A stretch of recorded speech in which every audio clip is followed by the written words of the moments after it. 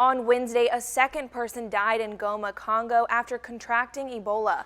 According to a treatment center and Doctors Without Borders, the man died 26 hours after being admitted. The treatment center said, quote, "This patient illustrates one of the main challenges of the Ebola response, the early detection and admission of Ebola cases." Goma is home to nearly 1 million people. It's a major transit hub on the Democratic Republic of Congo's border with Rwanda. It's a heavily traveled area, which is why the World Health Organization has feared Ebola reaching the city and spreading. The outbreak spread to Goma when a missionary came into the city after visiting a town called Butembo, which has been devastated by the virus. The pastor was diagnosed with Ebola while in Goma and died. The day after his death, July 17th, the WHO declared the outbreak a health emergency of international concern.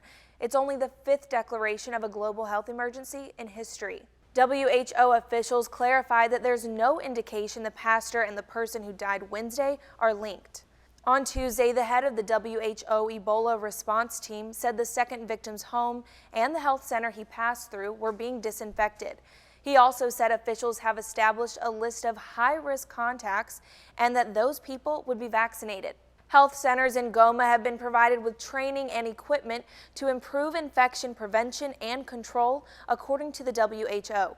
More than 5,000 health workers have been vaccinated already, and there has been reinforcement on screenings and monitoring at border crossings and the airport. The WHO's Director General said, quote, "This is an event we have anticipated.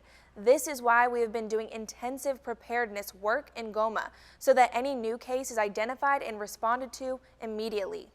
He and other UN agency heads issued a joint statement on Wednesday reflecting on the relentless and devastating disease almost a year to the day after Congo declared an outbreak on August 1st, 2018. There have been more than 2,600 confirmed cases of the virus, although an experimental Ebola vaccine seems to be effective. More than 1,800 people have died. This outbreak is the second deadliest in history, coming on the heels of the 2014 outbreak in West Africa that claimed more than 11,000 lives. The WHO says the risk of regional spread remains very high, so neighboring Rwanda, Uganda, and South Sudan began vaccinating health workers weeks or even months ago.